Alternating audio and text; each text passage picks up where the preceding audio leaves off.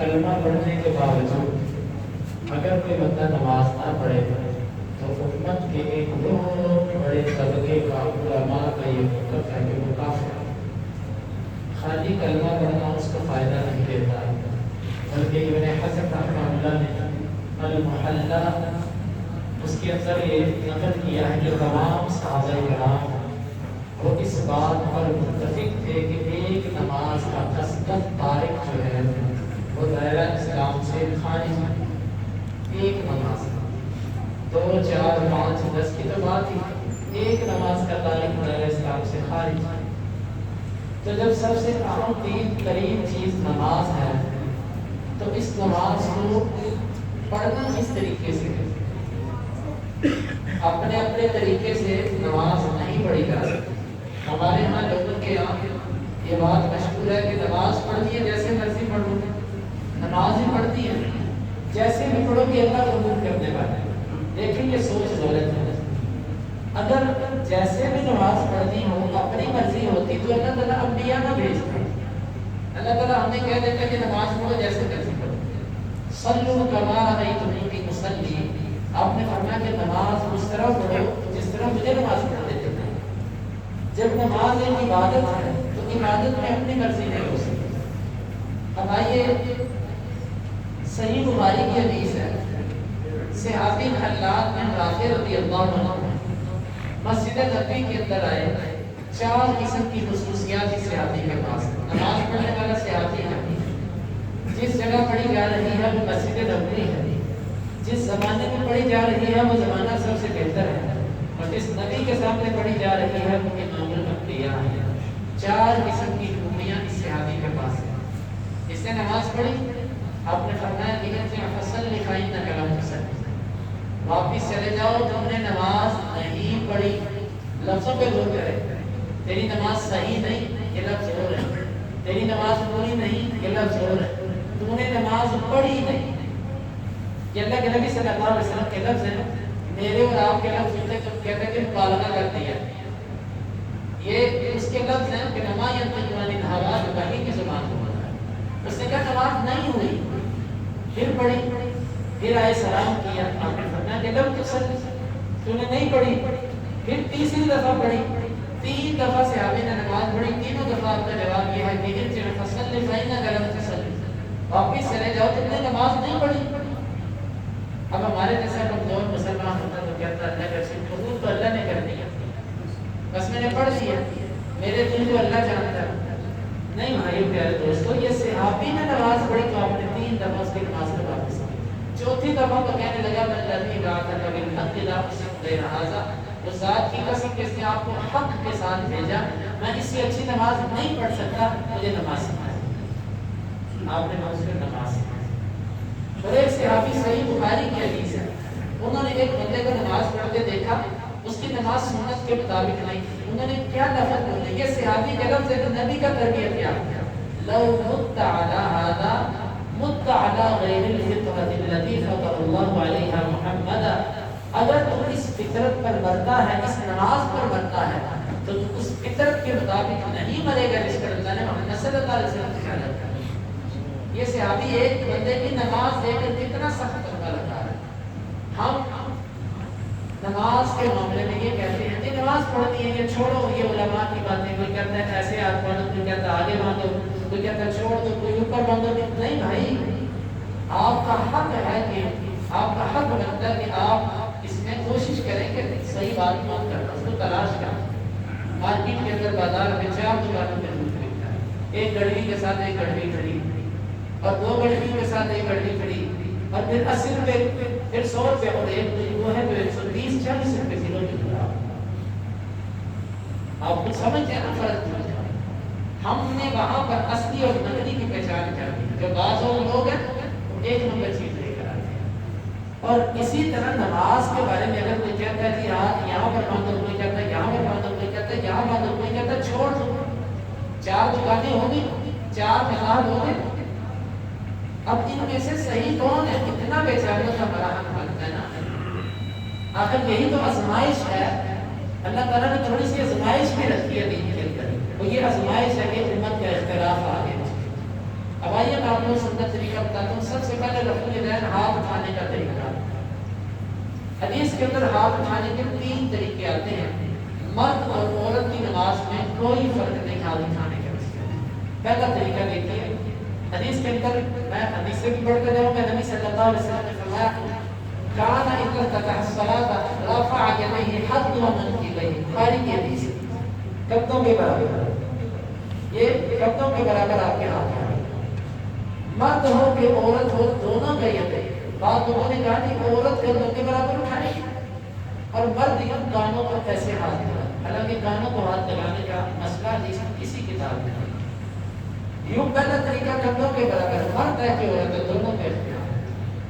दूसरा तरीका शहमतुन, कानों का ये जो नीचे वाला हिस्सा है नरम गोश्त, ये इस तक अपने हाथों को उठाना, यूं, ये तरीका। और तीसरा तरीका फुरूअ, कानों का बालाई हिस्सा, ऊपर वाला जो हिस्सा है इसके ऊपर यूं। ये 3 तरीके हो रफूल यदैन करने के। कोई अहले हदीस हो कि गैर अहले हदीस हो, वल्लाही हदीस की किताबों में ये 3 तरीके। चौथा तरीका अगर होता तो मैं आपको जरूर, चौथा तरीका अगर सदर सीने के बराबर कम रिवायत है, कानों को हाथ लगाने का तरीका, ये किसी ज़ईफ़ रिवायत के तरीके होते हैं। बल्कि मैंने कई हनफी जो उलमा हैं उनसे भी कि हमारी आवाम ये गलत करती है, कानों को हाथ लगाने का कोई तरीका नहीं। ये 3 तरीके हो गए। आप इन तरीकों में से किसी एक तरीके पर इख्तियार कर लें, आप मुसीब हैं, आप सुन्नत के मुताबिक रफूल यदैन करें, पहला तरीका। उसके बाद हाथ बांधना। हाथ बांधने में उम्मत के 4 गिरोह बन गए, 3 अहले सुन्नत की और एक ऐसा फिरका है कि जो अहले सुन्नत में नहीं है, वो कहते हैं हाथ छोड़ दें, हम उनकी बात नहीं करते। हाँ, इसमें इमाम मालिक रहमतुल्लाह के जो मुत्तबईन हैं, मालिकी हज़रात, वो भी हाथ छोड़ते हैं। इस एतबार से ये अहले सुन्नत में आगे मालिक। तो 4 तरीके हो गए। एक तरीका ज़ेरे नाफ, एक नाफ से ऊपर, और एक जो है वो सीने पर, और चौथा तरीका हाथ छोड़कर। मालिकी हाथ छोड़ते हैं, हनफी नाफ के नीचे रखते हैं, शाफिई कहते हैं कि नाफ से ऊपर, और जो अहमद बिन हंबल रहमतुल्लाह और हदीस के मुताबिक अहले हदीस के मुत्तफक़ सीने का। ये 4 मज़हब होते हैं। अब इनमें से सही हदीस जो है नबी सल्लल्लाहु अलैहि वसल्लम की मज़कूर रिवायत है। देखिए मैं जो मसला बयान करता हूँ, मैं इसका जिम्मेदार अल्लाह ताला को मैं जवाब दे दूँ। जितनी रिवायत तहत सुन्नह की है, नाक के नीचे हाथ बांधने की, उलमाए अहनाफ के और सुन्नों के मुताबिक कोई रिवायत ठीक नहीं है। खुद हनफी उलमा ने, एक आलिम गुजरे हैं नीमवी हनफी, हिंदुस्तान के अल्लामा नीमवी रहमतुल्लाह, उन्होंने किताब लिखी आथार सुन्नत, अरबी के अंदर किताब है, उसमें उन्होंने अहनाफ के दलाइल लिखे। उनकी किताब के अंदर जितनी तहत सुन्नह की रिवायत है, खुद उन्होंने लिखा है कि ज़ईफ़ ज़ईफ़ ज़ईफ़। एक रिवायत मुसन्नफ़ इब्न अबी शैबा की है जो अली रज़ी अल्लाह की तरफ मंसूब है, मुसन्नफ़ अब्दुल रज़्ज़ाक़ की। इस रिवायत के अंदर तहरीफ है, मुसन्नफ़ इब्न अबी शैबा की रिवायत है, इसके अंदर तहरीफ करके एक रिवायत को सही साबित करने की कोशिश की गई। लेकिन उसूल ये है, हक ये है, उलमाए अहनाफ ने भी जिसको तस्लीम किया कि नाक के नीचे बांधने की हाथ कोई मरफू सही रिवायत नहीं। अब रिवायत सही सीने पर हाथ बांधने की, मुसनद अहमद के अंदर मुलब्बाई रज़ी अल्लाह अन्हु की रिवायत है। वो कहते हैं कि कान नास युमरूना, और ये बात बुखारी के भी, बुखारी में भी ये लफ्ज़ है, कान नास युमरूना अन यदा रजुल यदहुल युमना अला यदिही युसरा कमा क़ाल। लोगों को ये हुक्म दिया जाता था कि वो अपना दायां हाथ बाएं के ऊपर रखें, लेकिन बुखारी की रिवायत में सीने का लफ्ज़ नहीं। बुखारी की रिवायत में सिर्फ इतना लफ्ज़ है कि दाएं हाथ को बाएं पर रखें। अब आपने अरबी लुगत समझ लिया, आपको इंशाअल्लाह मसला समझ आएगा। अरबी ज़बान में यद का लफ्ज़ यहाँ से लेके यहाँ तक होता है। हम जिसको बाजू कहते हैं ना, बाजू, अरबी ज़बान में इसको यद कह दिया जाता है। एक यद का लफ्ज़ यहाँ तक बोला जाता है। जब चोर का हाथ काटा जाए तो यहाँ तक काटा जाता है, जब वुज़ू से पहले हाथ धोए जाए तो यहाँ तक धोए जाते हैं। लेकिन यद का लफ्ज़ यहाँ तक भी है और यहाँ से लेके यहाँ तक। अब आप देखिएगा कि जब यद का लफ्ज़ इतना वसी माना भी रखता है, تو آپ ذرا ناف کے نیچے لے کر جائیں گے. چلے میں تو سکا سا بندہ ہوں، کوئی طرح بڑے پیٹ والا آدمی اگر کھڑا ہوگا وہ اپنے ہاتھ ذرا ناف سے نیچے لے کر جائے اور دائیں کو بائیں کے اوپر رکھے. اب ناف کے نیچے لے کر جائے، آپ کا بایاں اوپر آ گیا اور دایاں نیچے چلا گیا. جبکہ حدیث کے لفظ ہے کہ دایاں بائیں کے اوپر ہونا چاہیے اور آپ کا بایاں جو ہے وہ دائیں کے اوپر آ گیا. یہ دیکھیں یہ ناف ہے میری، یہاں تک میں لے گیا. اور کوئی بھاری جسم والا بندہ، بھاری پیٹ والا بندہ لوٹ کر اپنے ہاتھ باندھتا ہے، اس کا دایاں ہاتھ بائیں کے اوپر رہے، یہ ناف سے نیچے جا ہی نہیں سکتا. اسی لیے امام بخاری نے یہیں سے استدلال کیا، اشارہ اس بات کی طرف کیا سینے پر آنے. کیوں؟ جو لفظ ہیں، جو لفظ ایسے ہیں کہ ادھر دایاں بائیں کے اوپر آ ہی نہیں سکتا. آئے گا تب جب ناف سے اوپر ہو گیا. اب ناف سے اوپر رکھنے کے سینے پر رکھنے یہ فیصلہ نہیں ہے. یہ فیصلہ مسلم احمد کی روایت کے اندر علماء کی روایت اور اتفاق کی بات دیکھیں، اسی حنفی عالم نے اس روایت کو صحیح بھی لکھا. اقوال سنن کے اندر بہت بڑے وقتی سے آنا ہے، انہوں نے کہا یہ روایت ٹھیک ہے سر. اس میں یہ ہے علی الصدر کی لفظ فواصف یحییٰ الیمنی علی الیسری علی الصدر. یحییٰ راوی نے اس کو حکایت کر کے بتایا کہ دایاں جو بائیں کے اوپر تھا نا وہ علی الصدر، وہ سینے کے اوپر تھا. اب یہ سینے پر آتا ہے، یہ صحیح حدیث سے مل گیا. اب ایک لطیفہ سمجھ لیں یا ایک علمی نکتہ سمجھ لیں. ہمارے بھائی احناف وہ بہت زور دیتے ہیں کہ ہاتھ مردوں کے ناف کے نیچے ہو جائے. چلے ٹھیک ہے، عورت کے ہاتھ کہاں ہونے چاہیے؟ عورت کے سینے پر ہونے چاہیے. اس کی دلیل کیا ہے؟ اس کی دلیل کسی کے پاس ہے. جب احناف یہ کہتے ہیں نا کہ عورت سینے پر ہاتھ باندھے تو اس کے لیے وہ وہی روایات پیش کرتے ہیں کہ جو ہم آپ کو سینے پر ہاتھ باندھنے کی پیش کرتے ہیں. ان روایتوں کو بالکل ٹھیک بھی کرتے ہیں. جب ہم ان روایتوں کو پیش کرتے ہیں تو کہتے ہیں صحیح. جب یہی روایت عورت کے مسئلے میں پیش کرتے ہیں تو کہتے ہیں ٹھیک. اب نبی صلی اللہ علیہ وسلم سے یہ فرق کہ مرد ناف کے نیچے باندھے، عورت سینے پر باندھے، اللہ کے نبی صلی اللہ علیہ وسلم سے یہ ثابت ہے. یہ فرق ثابت نہیں بھائی ہوتا ہے. تو معلوم یہ ہوا کہ مرد ہو کہ عورت ہو تو ہاتھ اپنے سینے پر باندھے. اب سینے پر ہاتھ باندھنے کے کتنے طریقے ہیں؟ اس حوالے سے مختلف روایات ہیں. مجموعی طور پر آپ 3 طریقے بنا لیں. روایات مختلف ہیں، مجموعی طور پر 3 طریقے. پہلا طریقہ یہ ہے کہ آپ اپنے اس دائیں ہاتھ کو بائیں ہاتھ کی ہتھیلی جو ہے اس کے پشت پر رکھیں ایسے. یہ طریقہ پہلا. یہ طریقہ اس طریقے سے، یہ پہلا طریقہ. دوسرا طریقہ نبی صلی اللہ علیہ وسلم کی جو روایت کے لفظ ہیں الیت والرسل والساعد. ساعد کہتے ہیں کلائی کو، رسل کہتے ہیں گھٹ کو، ید کہتے ہیں اس کو یہاں پر. تو تینوں پر ہاتھ وہ یوں بنا، کچھ ہاتھ پر آ گیا، یہ گھٹ بھی آ گیا اور یہ کلائی بھی آ گئی. دوسرا طریقہ یہ ہو گیا. یہ دوسرا طریقہ کہ آپ کا ہاتھ کا کچھ حصہ آپ کے ہاتھ پر اور گھٹ اس کے اندر آ گیا اور یہ کلائی بھی آ گئی. یہ دوسرا طریقہ جو حدیث کی کتابوں میں صحیح روایت آتی ہے اس کا دوسرا طریقہ. پہلا یہ تھا، دوسرا یہ ہو گیا اور تیسرا طریقہ وہ قبض کا ہے، یوں پکڑنے کا.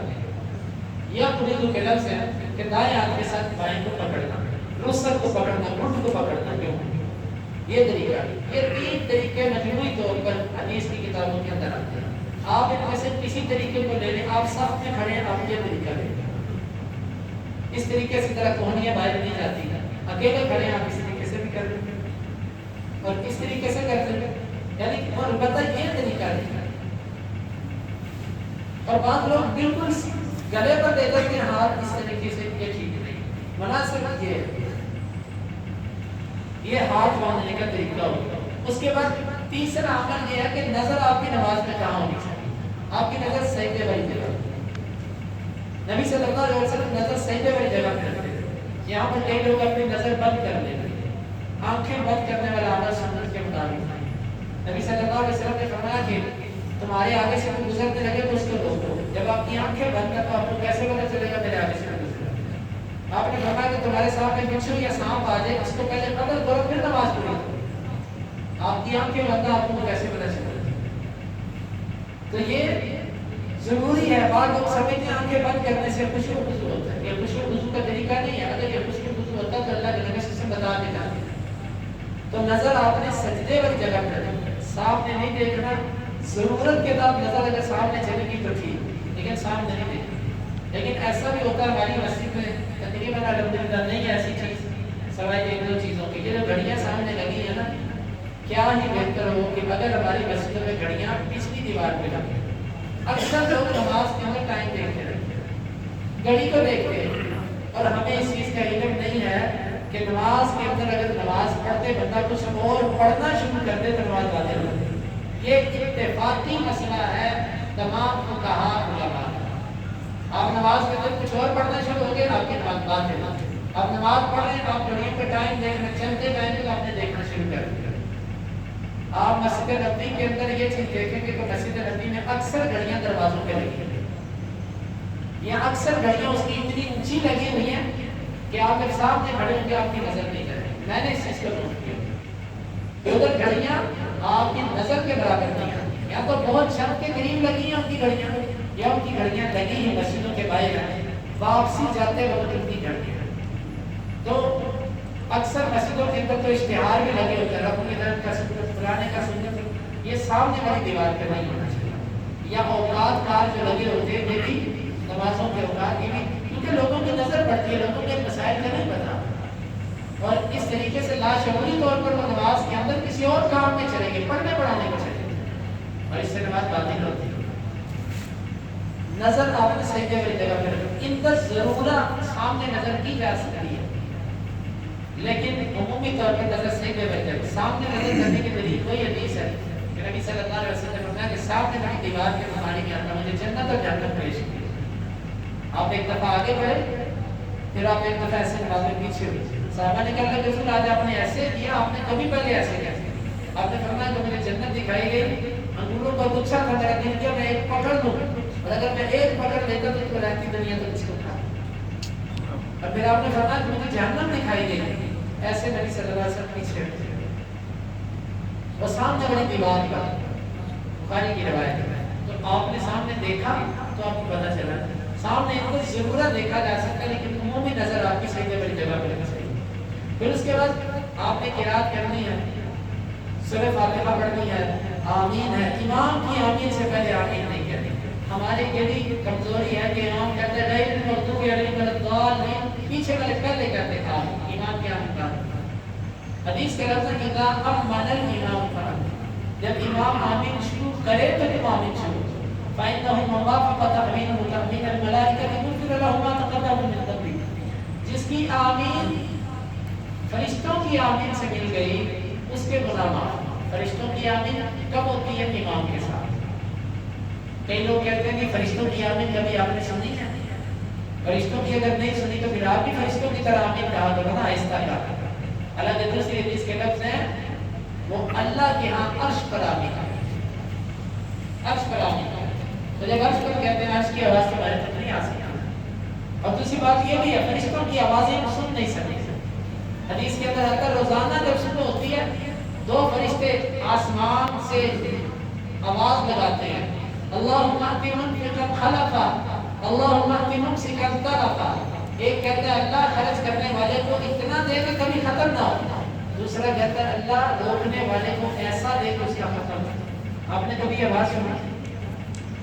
حدیث میں آتا ہے کہ جب رمضان داخل ہوتا ہے تو فرشتہ آواز لگاتا ہے یا باغی الخیر اقبل یا باغی الشر اقصر. آپ نے کبھی آواز سنا؟ حدیث میں آتا ہے آواز لگتی ہے. تو ہمارے نہ سننے کا مطلب یہ نہیں کہ آواز نہیں آتی ہے، آواز ہوتی ہے لیکن ہمارے کانوں میں اتنی طاقت نہیں کہ اس کو سن سکیں. بہرحال آمین کہنی ہے. اس کے بعد قرات مکمل ہو جائے تو سکتہ کیا جاتا ہے. کچھ دیر سکتہ مثلا قل هو اللہ احد اللہ الصمد لم یلد ولم یولد ولم یکن له کفوا احد. کچھ دیر سکتہ. اس کے بعد پھر آپ نے رکوع کرنا. رکوع کے لیے وہی طریقہ رفع الیدین کرے، رفع الیدین کے وہی تین طریقے، کندھوں کے برابر، کانوں کے نچلے حصے کے برابر، کانوں کے اوپر والے حصے کے برابر. ہاتھ بالکل سیدھے قبلہ کی طرف، ایسے نہیں ایسے نہیں، ہاتھ بالکل سیدھے ایسے. یہ اب رکوع کے لیے آپ سے अब रकूअ के लिए चंद चीज़ों का आना जरूरी है। सबसे पहले आपकी कमर सीधी होनी चाहिए, कमर बिल्कुल सीधी, जितनी सीधी कि इसके ऊपर अगर पानी का प्याला रखा जाए तो वो गिरे ना। दूसरी चीज आपकी सर आपका ऐसे सीधा होना चाहिए। आपका सर तब सीधा होगा जब आपकी नजर सजदे पर होगी। अगर आप पाँव देखेंगे ना, अपने पाँव देखने शुरू कर देंगे, आपका सर नीचे चला गया, या आप ऐसे आगे देखेंगे तो ऊपर चला गया। सर आपका कमर के बराबर कुदरती तौर पर उस वक्त होगा जब आप सजदे वाली जगह पे देखेंगे। दो चीजें होती, कमर सीधी, नजर सजदे वाली जगह पे।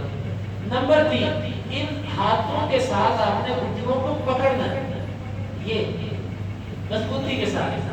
3 चीजें होती। चौथी चीज, आपके ये जो बाजू है ना, ये ऐसे नहीं होने चाहिए, ये हदीस में मना है।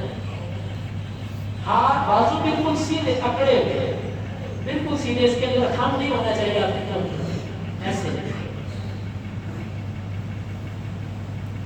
ये है मसनून तरीका। दोबारा ये चीजें नोट करें, कमर बिल्कुल सीधी, सर सजदे वाली जगह पर, नजर, और अपने हाथों से अपने घुटनों को लुकमा बनाएं और अपने कोहनियों को बिल्कुल सीधा करें, अकड़ा कर रखें। ये है रुकू करने का सही तरीका। ये आपने रुकू किया, रुकू से फिर सर उठाते वक्त फिर उसी तरीके से रुकू किया जाए, सभी अल्लाह हमीदा। ये फिर आप खड़े हो जाए, हाथ आप छोड़ दें। हमारे यहाँ एक तरीके पहले इल्म हाथ बांधते हैं। इमाम अहमद बिन हंबल रहमतुल्लाह से एक रिवायत है, अक्सर उलमाए कराम, मुझे अल्लाह वाले की हुक्म ठीक नहीं लगता, कमजोर है ये बात, हाथ नहीं बांधना चाहिए, लेकिन अगर कोई बांधता है तो हम उससे इख्तिलाफ नहीं करते, इस मसाइल में इज्तिहादी मसले, लेकिन हम उनको दुरुस्त नहीं समझते, इसलिए हाथ छोड़ने चाहिए। इसके बाद सजदे का तरीका, तशहुद का तरीका, सलाम का तरीका, नजर कहाँ पे होनी चाहिए, ये आधा जो है कि हमें इंशाल्लाह कल के दर्स में, कल इतवार है, कल इंशाल्लाह अपनी नमाज का तरीका पूरा करेंगे। तो आप लोग भी तशरीफ लाइएगा, दोस्त अहबाब को भी दावत दीजिएगा। अल्लाह ताला ने सुन्नत के मुताबिक